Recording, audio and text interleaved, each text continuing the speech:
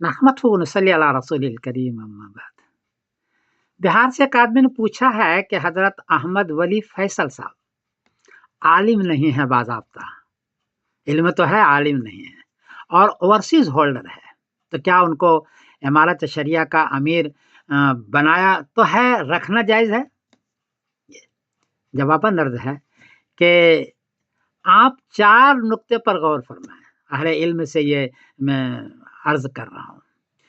پہلا نقطہ یہ ہے کہ اوورسیز ہولڈر جو ہوتے ہیں وہ پیدائشی طور پر ہندوستان کے ہوتے ہیں، پاسپورٹ ان کا دوسرے ملکوں کا ہوتا ہے،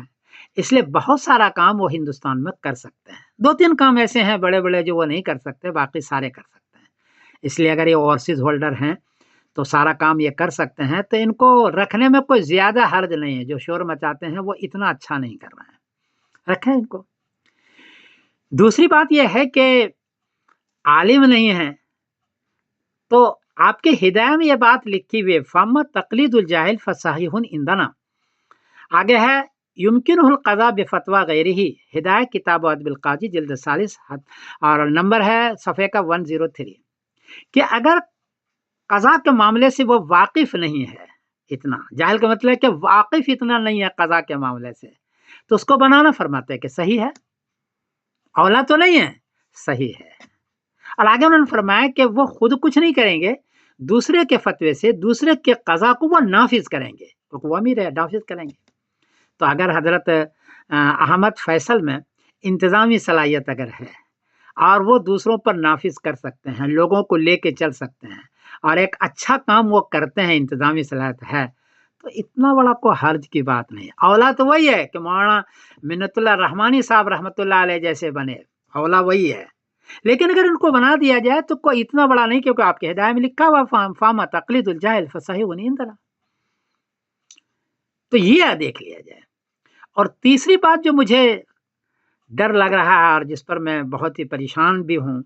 وہ یہ کہ اگر احمد ولی فیصل صاحب کو نکال دیا گیا اور جس کا نام آ رہا ہے ان کو بنا لیا گیا، تو پورے بہار، جھارکھنڈ، اڑیسہ، بنگال میں 8 امیر شریعت بن جائیں گے، 2 بنیں گے بہار میں، 2 اڑیسہ میں، جو جھارکھنڈ میں، 2 بنگال میں، تو 8 امیر شریعت بنے گا، 8 امارت شریعہ بن جائے گی، ایک باقی نہیں رہے گی۔ اور آپ کا جو بھرم ہے بہار کا امارت شریعہ وہ ختم ہو جائے گا، آپ غیروں کے سامنے کچھ نہیں کر سکیں گے، غیروں کو آپ پریشان ہو جائیں گے۔ اس لیے 8 امیر بننے سے بہتر ہے کہ یہ جو بن گیا ہے اس کو برقرار رکھو، اور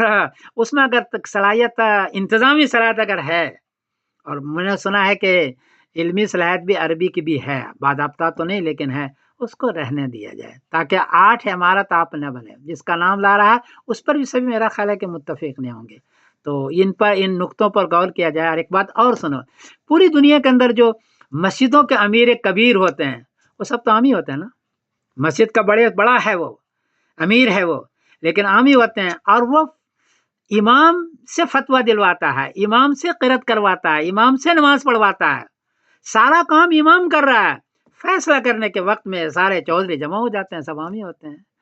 تو ایسا آپ کے یہاں سارے مسجدوں میں ہے، تو یہاں بھی اگر ایک آدمی بن گیا ہے اور اس میں صلاحیت ہے، انتظامی صلاحیت ہے،